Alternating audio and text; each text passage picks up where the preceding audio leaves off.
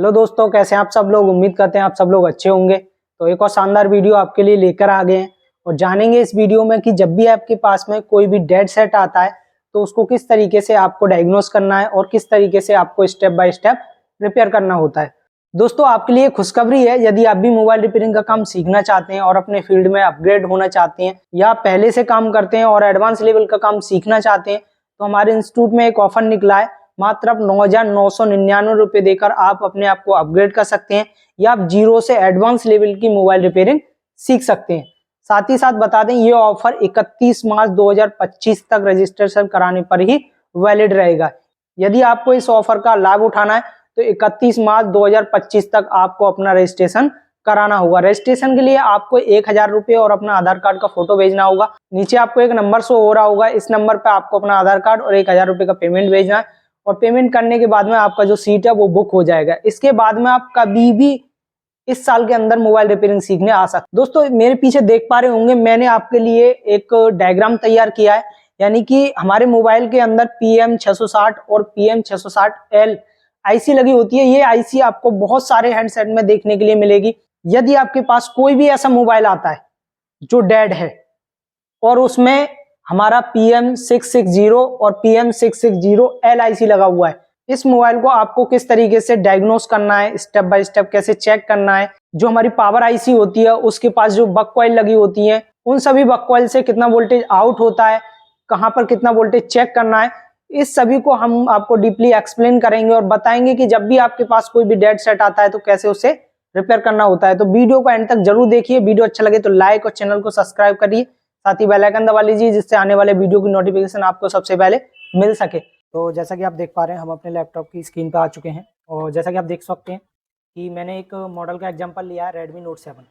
और इस Redmi Note 7 mobile में मैं आपको दिखाना चाहूँगा। देखिए, इसमें हमारा जो PM660L और PM660 आईसी लगा हुआ है। इधर देख सकते हैं PM660 आईसी लगा हुआ है। तो देखिए, ये एक Redmi Note 7 का मोबाइल है और चलिए सबसे पहले मैं आपको अपनी प्रेजेंटेशन में लेके चलता हूँ, जो प्रेजेंटेशन मैंने आपके लिए बनाई है। तो चलिए अपनी प्रेजेंटेशन में चलते हैं। तो देख सकते हैं मैं अपनी प्रेजेंटेशन में आ चुका हूँ और यहाँ पे देख सकते हैं ये दो आईसी हैं, PM660 और PM660L। और ये मेरा CPU है और यहाँ पे देख सकते हैं ये मेरा eMMC है। और इसके अंदर आप देखिए, जो हमारा PM660 और 660L होता है उसका बूट सीक्वेंस हम जानेंगे और साथ ही साथ पता करेंगे कि ये आईसी अगर आपके पास में किसी भी डेड मोबाइल में लग के आ रहा है तो कैसे उसे आइडेंटिफाई करना होता है। देखिए, सबसे पहले मैं आपको बता दूं कि जैसे ही आप अपने मोबाइल में देखिए बैटरी लगाते हैं तो बैटरी से क्या होता है, जो हमारा BBAT का सप्लाई होता है वो हमारी PM660 आईसी को मिलता है। या फिर आप जैसे ही चार्जिंग केबल लगाते हैं, चार्जिंग केबल से क्या होता है, 5 वोल्ट जो BBUS का होता है वो हमारा इस आईसी को मिलता है। ये सप्लाई हमारा मिलना इस आईसी के लिए इम्पोर्टेंट है, यानी कि ये सप्लाई अगर इसके लिए नहीं मिलेगा तो यही आईसी ऑन नहीं होगी। उसके बाद देखिए कि जैसे ही इसके लिए 5 वोल्ट मिलेगा यहाँ पर, उसके बाद जो सबसे पहला ट्रैक आपको इसमें चेक करना है वो चेक करना है आपको PMID का। अब जो ये MID का ट्रैक होता है इस पर आपको 5 वोल्ट देखने के लिए मिलेगा। अब अपने बोर्ड में इसको कहाँ पर चेक करना है, इसके लिए मैं आपको स्कीमेटिक में लेके चलता हूँ। देखिए, यहाँ पे देख पा रहे होंगे आप, यहाँ पर मैंने ये बोर्ड है Redmi Note 7 का और सबसे पहले आपको क्या करना है, इसका लेआउट ओपन करना है। और देखिए, ये इसका लेआउट है और आप देख सकते हैं यहाँ पर ये हमारा आईसी लगा हुआ है। यहाँ पे देख सकते हैं ये आईसी हमारा लगा हुआ है। मैं आपको बोर्ड में दिखाता हूँ। तो देखिए, ये हमारा PM660 आईसी है और लेआउट में देखें तो ये इसका लेआउट है। देखिए, Redmi Note 7 में आप इसको कॉपी करने जाएंगे तो कॉपी नहीं होता है, उसकी जगह कुछ और कॉपी हो जाता है। इसके लिए हमें मैनुअली टाइप करना होगा। तो यहाँ पर टाइप करना है U501 और एंटर टाइप करना है। और जैसे ही आप एंटर टाइप करेंगे, अभी हमको क्या करना है, यहाँ से नेक्स्ट नेक्स्ट करते जाना है। जैसे ही आप नेक्स्ट करेंगे, देखिए ये हमारा जो आईसी का ए सेक्शन है, ये हमारी आईसी का ए सेक्शन है। और ए सेक्शन में आप देख सकते हैं USB B बस, यानी कि जो हमारा USB B बस का सप्लाई, यानी जो हमारा चार्जिंग का सप्लाई होता है। जैसे ही आप अपने मोबाइल में चार्जिंग केबल लगाएंगे तो आपको आईसी की इतनी सारी बॉल्स पर ये सप्लाई देखने के लिए मिलेगी। देखिए, इसके पास में आपको एक कैपेसिटर देखने के लिए मिल रहा होगा। ये कैपेसिटर को आप देख सकते हैं। यहाँ से मैं इसको कॉपी करता हूँ और अपने लेआउट में आके इसको पेस्ट करेंगे और नेक्स्ट करते हैं। तो ये कैपेसिटर आपको यहाँ पर देखने के लिए मिल जाएगा। देखिए, ये हमारा पावर आईसी है और पावर IST के जस्ट इधर बाजू में एक कैपेसिटर आपको देखने के लिए मिल रहा होगा। मैं आपको दिखा दूं, देखिए ये जो कैपेसिटर लगा हुआ है ये हमारा इनपुट का कैपेसिटर है। इस इनपुट की लाइन में आपको 5 वोल्ट चेक करना होगा, यानी कि जो हमारा चार्जिंग केबल लगाने के बाद जो हमारा बी बस 5 वोल्ट आता है वो सबसे पहले आपको इस कैपेसिटर पे देखने के लिए मिलेगा। उसके बाद देखिए यही जो 5 वोल्ट होता है हमारा वो IC की 78, 79, 88 और 89 वोल्ट पर इन हो जाता है। अब ये IC में प्रॉपर इन हुआ है या नहीं हुआ है इसको पता लगाने के लिए आपको MID के कैपेसिटर पर 5 वोल्ट का सप्लाई चेक करना होता है। अब ये जो MID का जो कैपेसिटर होता है ये कहाँ लगा हुआ है, उसके लिए देखिए इसका नंबर यहाँ से आप कॉपी करके देख सकते हैं। देखिए यहाँ से मैंने इसका नंबर कॉपी किया और आपको क्या करना है, लेआउट में आना और लेआउट में आने के बाद में इस नंबर को यहाँ पेस्ट कर देना और नेक्स्ट कर देना। नेक्स्ट जैसे करेंगे देखिए यहाँ पर जस्ट उसी के नीचे आपको MID का कैपेसिटर देखने के लिए मिलेगा, यानी इस कैपेसिटर पर सप्लाई हमारी इन होती है और उसके बाद IC में जाती है। उसके बाद में हमारा जो ये कैपेसिटर है MID का कैपेसिटर है इस पर भी आपको 5 वोल्ट देखने के लिए मिलेगा। अगर ये 5 वोल्ट आपको MID के कैपेसिटर पर देखने के लिए मिल रहा है इसका मतलब ये है कि जो हमारा 5 वोल्ट है वो हमारा IC में प्रॉपर इन हो चुका है। इस तरीके से आप इनपुट वोल्टेज चेक कर सकते हैं। देखिए उसके बाद नेक्स्ट जो स्टेप होता है उसमें आपको क्या चेक करना है, चलिए मैं आपको अपनी प्रेजेंटेशन में लेके आता हूँ। देखिए हम अपनी प्रेजेंटेशन में आ चुके हैं। उसके बाद जैसे ही मैं नेक्स्ट करूंगा तो देखिए यहाँ से हमारा एक कॉइल जुड़ा होता है हमारी IC से, जो कि होता है हमारा VPH वाला कॉइल। अभी देखिए इस VPH कॉइल पर आपको 3.7 से लेके 4.2 वोल्ट तक का सप्लाई चेक करना होगा। तो आप देख सकते हैं इस कॉइल पर आपको 3.7 वोल्ट से लेके और 4.2 वोल्ट तक का सप्लाई चेक करना होगा। अगर ये कॉइल पर आपको ये सप्लाई देखने के लिए मिल रहा है तो हमारा VPH परफेक्ट तरीके से बन रहा है। अगर ये सप्लाई इस कॉइल पर नहीं मिलेगा तो आपको ये कॉइल चेक करनी होगी। उसके बाद में देखिए ये जो हमारा सप्लाई है ये जाता है हमारे कैप पर, जिसको बोलते हैं हम BTST कैपेसिटर, यानी बूट स्ट्रैप्ड कैपेसिटर। अब आप इस कैपेसिटर को कैसे पहचान सकते हैं, कितना वोल्ट इस पर देखने के लिए मिलेगा, तो मैं आपको बता दूं कैपेसिटर के देखिए इस साइड आपको लगभग 4 वोल्ट और इसके अपोजिट साइड में लगभग 8 वोल्ट का सप्लाई आपको देखने के लिए मिलेगा। ये हमारा जो है बूट कैप होता है और इस बूट कैप पर आपको ये सप्लाई देखने के लिए मिलता है। उसके बाद देखिए आगे समझते हैं, यही जो सप्लाई है यहाँ से आउट होती है जो कि हमारी VPH की सप्लाई होती है और यही सप्लाई हमारी रिटर्न हमारी PM660 IC को मिलती है। अब देखिए इसके पास जितनी भी बक कॉइल लगी रहती है उतनी ही टाइम इसमें ये सप्लाई इन होगी। चलिए मैं आपको डायग्राम में लेके चलता हूँ और दिखाता हूँ। देखिए इसके पास में 1 2 3 4 5 6 7 यानी 7 बक कॉइल लगा हुआ है, तो 7 टाइम इसमें ये सप्लाई हमारा इन होगा। अभी मैं आपको डायग्राम में भी लेके चलता हूँ। देखिए यहाँ पर आ गए हम, अभी हमने MID चेक किया। MID चेक करने के बाद में देखिए यहाँ से हमारा स्विचिंग से कॉइल जुड़ा हुआ है, आप देख सकते हैं यहाँ पर, और ये जो सप्लाई है हमारा VPH का सप्लाई है जो कि हमारी रिटर्न इसी IC को मिल रहा है। अब देखिए जैसे ही इस IC को ये सप्लाई मिलेगा बाकी आगे ये क्या क्या वोल्टेज आउट करेगा वो मैं आपको दिखाता हूँ। उससे पहले आप देखिए यहाँ पर एक बूट कैप देखने के लिए मिल रहा होगा आपको, जो कि मैंने अभी आपको दिखाया था। इसका नंबर कॉपी करें यहाँ से, तो नंबर कॉपी किया, लेआउट में आएंगे और यहाँ से इसको पेस्ट करके नेक्स्ट कर देंगे। नेक्स्ट जैसे करेंगे यहाँ पे देख सकते हैं ये बूट कैप यहाँ पर देखने के लिए आपको मिल रहा होगा। मैं आपको अपने बोर्ड में दिखाने की कोशिश करता हूँ। तो देखिए यहाँ पर ये बूट कैप ये लगा हुआ है, आप देख सकते हैं यहाँ पर, तो ये हमारा बूट कैप है। तो आपको एक साइड इसके VPH सप्लाई और दूसरी साइड लगभग इसका दोगुना वोल्टेज देखने के लिए मिलेगा, जो कि मैंने अभी आपको डायग्राम से समझाया था। उसके बाद में ये जो हमारा सप्लाई है ये हमारी पावर IC में 7 टाइम इन होगा, तो लगभग 7 टाइम इसमें ये सप्लाई आपको इन देखने के लिए मिलेगा। उसके बाद देखेंगे कि हमारा कौन कौन सा वोल्टेज इससे आउट होगा। आप देख सकते हैं ये इसका बक सेक्शन है। तो अभी मैं आपको अपनी प्रेजेंटेशन में लेके आता हूँ और दिखाता हूँ कि आपको कितना वोल्ट कहाँ पर चेक करना है। तो देखिए मैं अपनी प्रेजेंटेशन में आ चुका हूँ और यहाँ पर मैं आपको दिखाने की कोशिश करता हूँ कि सबसे पहले आपको क्या चेक करना होगा। तो आप देख सकते हैं ये जो हमारा बक VPH है जो कि 7 टाइम हमारी IC में इन हो रहा है और यही सप्लाई हमारा जो हमारी PM660L IC होती है उसके लिए जाता है। देखिए इसमें सबसे पहला जो वोल्टेज बनता है हमारा IC में वो बनता है हमारा HLDO का, यानी कि जो हमारा हायर LDO होता है वो बनता है। और ये जो सप्लाई बन के हमारा जो कि S4A कॉइल से बनता है और ये सप्लाई बन के रिटर्न हमारा इसी IC को आ जाता है, जिससे और भी बहुत सारे जो हमारे LDO वोल्टेज होते हैं वो जनरेट होते हैं और वो हमारे मोबाइल के अलग अलग सेक्शन के लिए चले जाते हैं।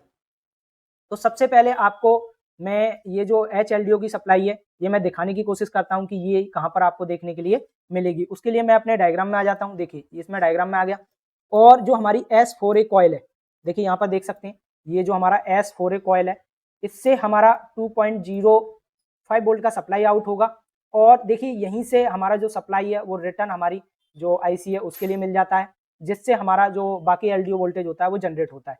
अभी मैं आपको दिखा दूं कि इससे कौन कौन सा वोल्टेज LDO का जनरेट होगा। उसके लिए मैं इस पर डबल क्लिक करता हूं और नेक्स्ट करते हैं। देखिए आगे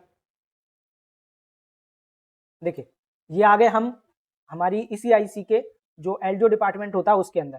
अब देखिए ये जो सप्लाई है हमारा, ये सप्लाई हमारी इसी IC को रिटर्न मिलता है, जिससे हमारा LDO 8, LDO 9, LDO 10, LDO 11, LDO 12, 13, 14 और LDO 1 की सप्लाई बनती है। अब देख सकते हैं जो हमारा जो LDO होता है इसमें किस LDO से कितना सप्लाई बनता है, उसके ऊपर हम कोई नेक्स्ट वीडियो बनाएंगे। तो सबसे पहले आपने क्या चेक किया, जो हमारा जो हमारा S4A सप्लाई होता है, जो कि हमारा एक हायर LDO का सप्लाई होता है, वो इस IC से बनेगा और रिटर्न हमारा इसी IC को आ जाएगा। तो आपको सबसे पहले क्या करना है, देखिए इसके रास्ते में 1 माइक्रो हेनरी की एक कॉइल लगी हुई है। इस कॉइल पर आपको क्लिक करना है और लेआउट में आना है, पेस्ट करना है यहाँ पर और नेक्स्ट कर देना। नेक्स्ट जैसे करेंगे तो आप देख सकते हैं जस्ट IC के ऊपर, तो जस्ट IC के ऊपर आएंगे तो ये कॉइल आपको यहाँ पर देखने के लिए मिल रहा है और इस कॉइल के एक सिरे पर अगर आप चेक करेंगे तो यहाँ पर आपको 2.05 वोल्ट का सप्लाई देखने के लिए मिलेगा। और ये जो 2.05 वोल्ट का सप्लाई है ये मिलना बहुत जरूरी है। अगर ये सप्लाई यहाँ पर नहीं मिला तो हमारा मोबाइल डेड कंडीशन में रहेगा। चलिए तो आगे समझते हैं। तो उसके लिए मैं आपको अपनी प्रेजेंटेशन में लेके आता हूँ। देखिए उसके बाद में हमारा एक और सप्लाई बनता है 1.3 वोल्ट का, जो कि होता है LLDO का सप्लाई। LLDO मतलब लोअर LDO का सप्लाई होता है, जो कि बनता है हमारी S5A कॉइल से। अब ये जो सप्लाई होता है ये भी सप्लाई हमारा आप देख सकते हैं रिटर्न हमारी पावर IC को मिलता है, जिससे हमारा जो लोअर LDO का सप्लाई होता है वो बनता है। यानी कि इस IC के अंदर हमारा जो 2.05 वोल्ट और 1.3 वोल्ट दो सप्लाई हमारा बनेगा और रिटर्न हमारा इसी IC को आ जाएगा, जिससे हमारा जो LDO डिपार्टमेंट होता है वो ऑन होता है और वहां से सप्लाई बन के हमारा अलग अलग सेक्शन के लिए चला जाता है। तो चलिए मैं इसको आपको डायग्राम से दिखाता हूँ और कैसे इसे चेक करना होगा वो भी मैं आपको समझाता हूँ। तो उसके लिए आपको डायग्राम में आना है और डायग्राम में आ जाने के लिए सबसे पहले आपको ये कॉइल को देखना है, जो कि आप देख सकते हैं यहाँ पर S5A। और इस कॉइल पर आप देखेंगे तो यहाँ पर आपको ये कॉइल देखने के लिए मिलेगी। और सबसे पहले मैं इस कॉइल पर क्लिक करता हूँ और लेआउट में आके इसको पेस्ट करता हूँ, नेक्स्ट करता हूँ। तो देखिए ये जो कॉइल आप देख पा रहे हैं ना L605, ये कॉइल कहाँ पे लगी हुई है मैं आपको दिखाता हूँ। देखिए ये कॉइल हमारा ये लगा हुआ है जस्ट IC के कॉर्नर पर, ये कॉइल हमारा। इस कॉइल पर आपको 1.3 यानी कि जो हमारे LLDO की सप्लाई है वो देखने के लिए मिलेगी। अब ये जो हमारा LLDO का सप्लाई है मैं आपको दिखाता हूँ ये आपको कहाँ पर कैसे चेक करना है। तो जैसे ही मैं इस पर क्लिक करूंगा तो उसके बाद में आपको नेक्स्ट यहाँ से करते जाना है। देखिए यहाँ पर जैसे आप नेक्स्ट करते जाएंगे तो देखिए ये हमारा जो सप्लाई है रिटर्न हमारा इसी IC को आता है। तो आशा करते हैं ये जो हमारा हायर LDO और लोअर LDO आपकी समझ में आ चुका होगा। ठीक है, अभी मैं फिर से नेक्स्ट आता हूँ अपनी पावर IC पर। चलिए आगे समझते हैं कि आगे आपको कैसे चेक करना है। चलिए मैं अपने बिटमैप में आ गया और बिटमैप के थ्रू मैं दिखाता हूँ। देखिए आपको ये कॉइल लगा हुआ है, इस कॉइल के ये सिरा तो हमारा देखिए इस IC की इन दो बॉल से जुड़ा हुआ है। देखिए इन दो बॉल से, और ये वाला जो सिरा जुड़ा हुआ है आप देख सकते हैं। जैसे ही मैंने इस पर क्लिक किया तो आप देखने को मिल रहा होगा आपको कि यहाँ पर ये इन 3 बॉल से जुड़ा हुआ है, देख सकते हैं। और मैं इसको दिखाता हूँ ये कहाँ जा रहा है। देखिए एक हमारा LDO इधर लगा हुआ है, यहाँ पर भी ये सप्लाई हमारा आता है। देखिए ये हमारा LDO लगा हुआ है, यहाँ पर भी सप्लाई आता है, यानी कि ये लोअर LDO का सप्लाई है 1.3 वोल्ट, जो कि हमारा इधर भी आपको देखने के लिए मिलता है। चलिए आगे समझते हैं। ठीक है, उसके लिए मैं अपना डायग्राम में आ जाता हूँ। देखिए मैं अपने डायग्राम में आ गया। उसके बाद देखेंगे, देखिए उसके बाद में एक सप्लाई और बनता है हमारा APC। अब ये जो APC 0 का सप्लाई होता है इसमें हमारा 0.8 वोल्ट का सप्लाई देखने के लिए मिलेगा, जो कि हमारी PM660 IC से हमारे CPU के लिए आता है। तो ये भी सप्लाई हमारा बनना बहुत जरूरी है। अगर ये सप्लाई नहीं बनेगा तो हमारा CPU काम नहीं करेगा, और हमारा CPU काम नहीं करेगा तो हमारा मोबाइल डेड कंडीशन में चला जाएगा। अब ये जो सप्लाई है मैं आपको दिखा देता हूँ आगे इसके आपको क्या चेक करना है। देखिए ये जो सप्लाई है मैं इसको आपको डायग्राम से ट्रेस करके दिखाता हूँ। देखिए कहाँ पर कैसे इसको आपको चेक करना है। तो सबसे पहले आपको डायग्राम में आना है और डायग्राम में आ जाने के बाद में अब देखिए जो हमारा एपीसी का कॉइल था वो मैं नंबर आपको दिखा देता हूँ। देखिए दोबारा से इसमें कौन सा है, S1A, S1A। अभी S1A पर आएंगे आप तो यहाँ पर देखिए S1A लिखा हुआ है जो कि 0.8 वोल्ट का सप्लाई है। अब ये जो कॉइल लगी हुई है मैं आपको इसको कॉपी करता हूँ और अपने लेआउट में आता हूँ। लेआउट से मैं दिखाऊंगा नेक्स्ट करके। देखिए यहाँ पर ये कॉइल लगा हुआ है। अभी मैं आपको अपने मदरबोर्ड में दिखाता हूँ ये कॉइल कहाँ लगा हुआ है। देखिए सबसे पहले लेआउट में देखिए ये लगा हुआ है नेक्स्ट नीचे, और अभी देखिए ये कॉइल हमारा ये लगा हुआ है। आप बोर्ड में देख सकते हैं ये कॉइल हमारा ये लगा हुआ है। अब देखिए ये जो कॉइल है इस पर आपको 0.8 वोल्ट का सप्लाई देखने के लिए मिलेगा जो कि होता है एपीसी 0 का सप्लाई। अब ये जो सप्लाई है हमारा यहाँ से निकलेगा और कहाँ जाएगा, सीधा सीपीयू के लिए। चलिए मैं आपको दिखाने की कोशिश करता हूँ बिटमैप से। अभी बिटमैप में आगे देखिए कॉइल के साइड क्लिक किया तो ये जो सिरा है हमारा इन 3 बॉल से अटैच है।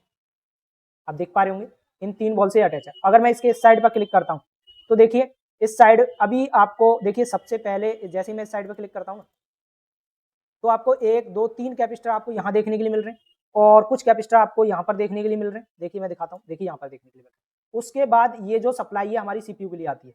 देखिए सीपीयू की कौन सी बॉल पर ये सप्लाई आपको देखने के लिए मिलेगी वो मैं आपको दिखाने की कोशिश करता हूँ। देखिए ये आपको देख पा रहे हैं ये जो हमारा ग्रीन ग्रीन जो रेड और ग्रीन हो रहा है इन 6 बॉल पर ये सप्लाई आपको देखने के लिए मिलेगी।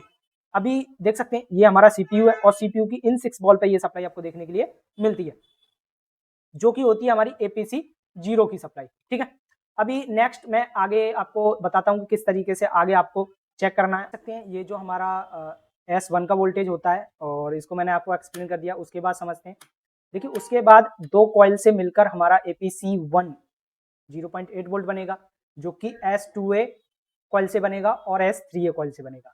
अब ये क्या होता है, इसमें एक हाई एम्पेयर की सप्लाई होती है हमारी और 2 कॉइल से मिलकर ये वोल्टेज बनाया जाता है जो कि हमारे सीपीयू के लिए मिलना जरूरी होता है। अगर ये वोल्टेज भी सीपीयू के लिए नहीं मिलेगा तो भी हमारा मोबाइल डेड कंडीशन में रहेगा। अभी मैं आपको इसको चेक करके दिखाता हूँ। देखिए कैसे आपको चेक करना है। तो इसके लिए आपको डायग्राम में आना है और डायग्राम में आ जाने के बाद में आप देख सकते हैं S3A और नीचे आप देख सकते हैं एक कॉइल हमारा ये लगा हुआ है और एक कॉइल ये लगा हुआ है। अब नीचे देख सकते हैं एक कॉइल हमारा ये लगा हुआ है और एक कॉइल ये लगा हुआ है और इन 2 कॉइल से हमारा जो S2A और S3A कॉइल से हमारा 0.8 वोल्ट का सप्लाई आउट हो रहा है जो कि हमारे सीपीयू के लिए जाता है। अभी मैं इस कॉइल को आपको दिखा देता हूँ। देखिए मैंने इसका नंबर कॉपी किया और लेआउट में आके इसको मैंने पेस्ट किया और नेक्स्ट किया। नेक्स्ट करेंगे तो यहाँ पर ये दोनों कॉइल आपको देखने के लिए मिल रहा होगा। मैं आपको इसको बोर्ड में दिखा देता हूँ। देखिए ये 2 कॉइल देख पा रहे हैं। अभी इसी कॉइल से दोनों कॉइल से हमारा 0.8 वोल्ट का सप्लाई आउट होता है और यही सप्लाई हमारे सीपीयू के लिए जाता है। चलिए मैं इसको बिटमैप के थ्रू आपको बताता हूँ। देखिए जैसे मैं इस पर क्लिक करता हूँ और इस पर क्लिक करता हूँ तो इनका जो आउटपुट है दोनों का वो दोनों का एक ही है और यही आउटपुट का सप्लाई हमारा देखिए इन कैपेसिटर पे आता है और फाइनल हमारा जो सीपीयू है आप देख सकते हैं। मैं थोड़ा सा आपको जूम करके दिखाता हूँ। यहाँ पर देखिए यहाँ पर इतनी सारी बॉल्स पर ये सप्लाई आपको देखने के लिए मिलेगी। देखिए यहाँ पर देख पा रहे होंगे। ठीक है, ये जो सप्लाई होता है हमारा इसमें हमारा हाई एम्पर का सप्लाई होता है और ये जो हाई एम्पर का सप्लाई ये मिलना बहुत जरूरी होता है। ठीक है, उसके बाद जानते हैं देखिए आगे आपको किस तरीके से चेक करना है, क्या चेक करना है वो मैंने आपको पूरा प्रेजेंटेशन के थ्रू बनाया। उसके बाद हमारा जो मॉडर्न वोल्टेज, अभी ये जो मॉडर्न वोल्टेज होता है ये हमारा 0.8 वोल्ट का सप्लाई होता है और इसमें हमारा क्या होता है कि ये वोल्टेज सिम लगाने के बाद बनेगा। जो हमारी S6 कॉइल होती है उस कॉइल से हमारा ये सप्लाई बन के हमारी सीपीयू के लिए आता है। चलिए मैं इसको भी आपको दिखाता हूँ ये कहाँ पर आपको देखने के लिए मिलेगा। देखिए वीडियो थोड़ा सा लंबा हो रहा है क्योंकि फुल इंफॉर्मेटिव वीडियो आपको बना रहे, तो वीडियो को आप एंड तक देखिए और समझिए कि किस तरीके से आपको एक डेड सेट के ऊपर काम करना होता है। तो देखिए यहाँ पर जो हमारा S6 है, देखिए यहाँ पर आप देख सकते हैं S6 से ये कॉइल लगा हुआ है हमारा। इस कॉइल को मैंने कॉपी किया और कॉपी करने के बाद में मैं आपको लेआउट में आता हूँ और पेस्ट करके नेक्स्ट कर देता हूँ। अभी इसको दोबारा से नेक्स्ट करते हैं। देखिए यहाँ पर ये कॉइल लगा हुआ है और मैं इस कॉइल को दिखाऊं कहाँ पे है। तो देखिए ये जो बीच वाला कॉइल है ना, ये कॉइल यहाँ पर आपको देखने के लिए मिल रहा होगा जिस पर हमारा 0.8 यानी जो हमारा मॉडेम का वोल्टेज होता है जो कि हमारी सिम लगाने के बाद आपको देखने के लिए मिलेगा। इस लाइन में हमारा 0.8 वोल्ट का सप्लाई होता है जो कि हमारे सीपीयू के लिए जाता है। चलिए मैं आपको प्रेजेंटेशन से दिखाता हूँ। देखिए ये हमारा आईसी, ये कॉइल और कॉइल के इस साइड क्लिक किया तो ये सप्लाई हमारा देखिए सीपीयू के लिए सीधा यहाँ पे देख सकते हैं। ये जो बॉल है हमारी इस पर जैसे मैं क्लिक करूंगा तो इतनी सारी बॉल्स पर ये सप्लाई आपको देखने के लिए मिल रही होगी, देख सकते हैं आप। क्लियर।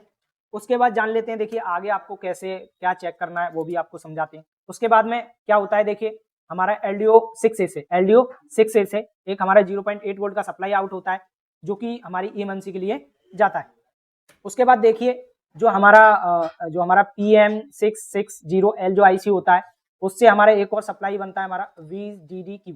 अब ये जो VDDQ है ये 1.2 वोल्ट का सप्लाई बनाता है जो कि आता है हमारा S1B।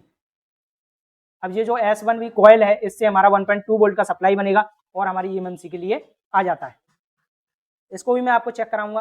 देखिए उसके बाद S2B से हमारा एक लोअर LDO 1.2 वोल्ट का सप्लाई बनेगा जो कि हमारा रिटर्न हमारी इसी IC को तो आएगा और बाकी हमारी जो PM660 IC है उसके लिए भी सप्लाई आ जाता है। चलिए मैं इन दोनों को चेक करके आपको दिखाता हूं। देखिए दोबारा से हम अपने लेआउट में आएंगे और जो हमारी पावर IC लगी हुई थी सेकंड ये वाली, इसका नंबर कॉपी करना है आपको U801। अब यहाँ पर आपको U801 टाइप करना है, नेक्स्ट कर देना है और उसके बाद में आपको इसके LDO डिपार्टमेंट में आना। देखिए ये इसका LDO डिपार्टमेंट है। अभी देखिए यहाँ पर जो आपको देखने के लिए मिल रहा है हमारा यहाँ पे देख सकते हैं S1B, इससे हमारा 1. ये जो हमारा वोल्टेज है ये यहाँ से आउट होगा और हमारी eMMC के लिए आ जाएगा। ये जो कॉइल है मैं आपको दिखा देता हूँ ये कहाँ लगा हुआ है। इस कॉइल का आप नंबर कॉपी करेंगे और अपने लेआउट में आएंगे और यहाँ से इसको पेस्ट करके नेक्स्ट कर देंगे।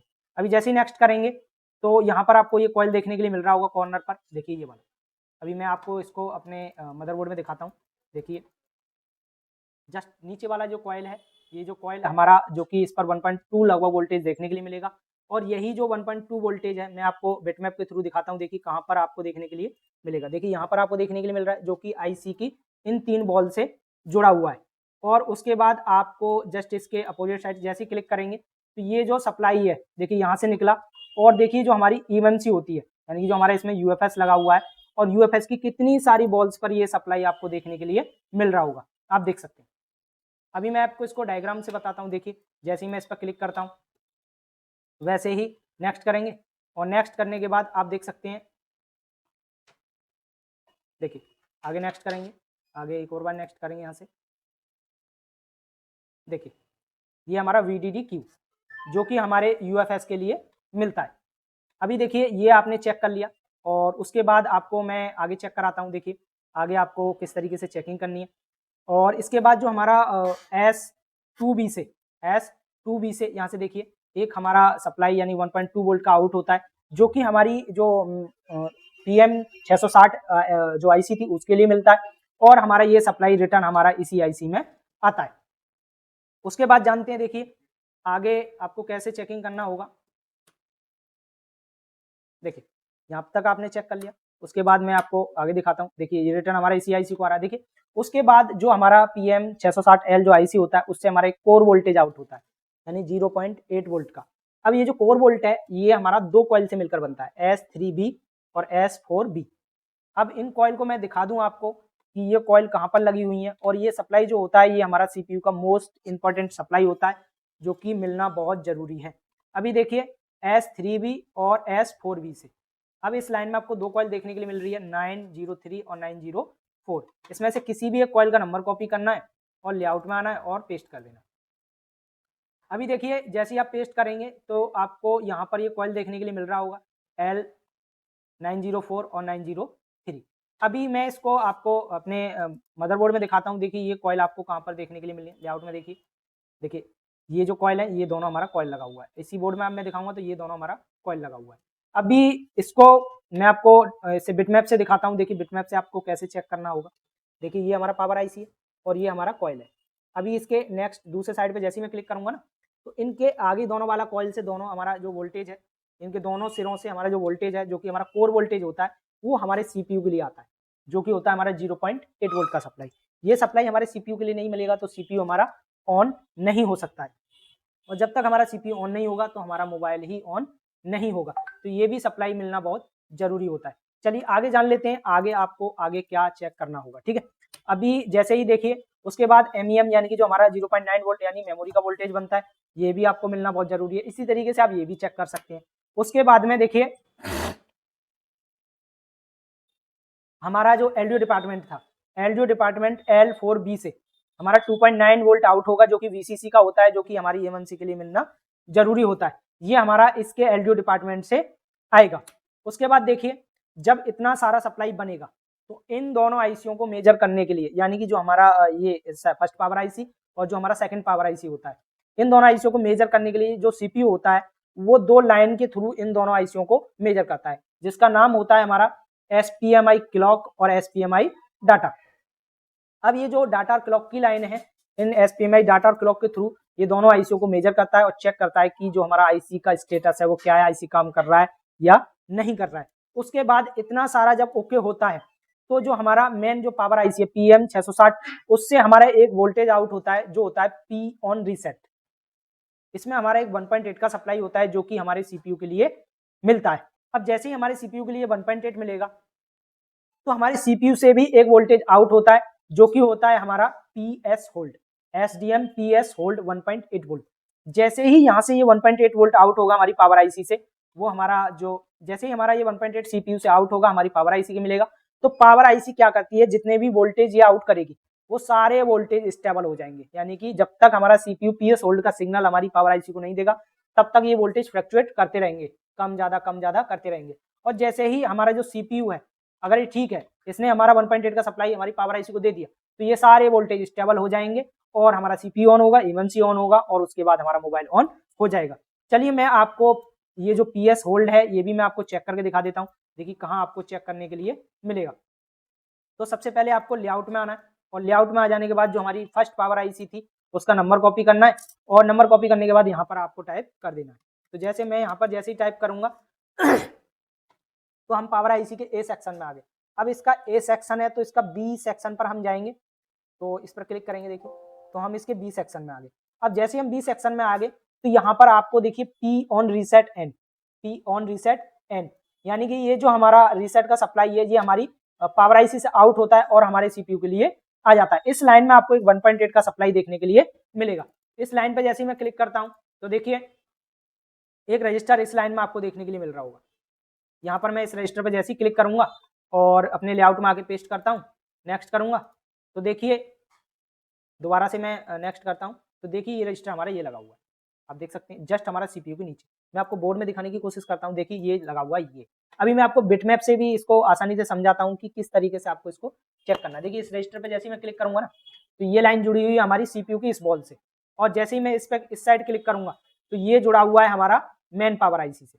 देखिए जो हमारा पावर आईसी है और पावर आईसी में मैं आपको आ जाता हूँ, देखिए यहाँ पर इसको थोड़ा सा जूम कर ले रहे हैं। देखिए मैंने इसको जूम कर लिया और देखिए ये वाला जो बॉल है हमारा, अभी मैं इसको दिखा देता हूँ। देखिए ये वाला बॉल, इस बॉल से हमारा जो पावर ऑन रीसेट का सिग्नल है वो जुड़ा हुआ है, यानी कि जो हमारी पावर आईसी है वो पावर ऑन रीसेट सिग्नल हमारे सीपीयू को देती है।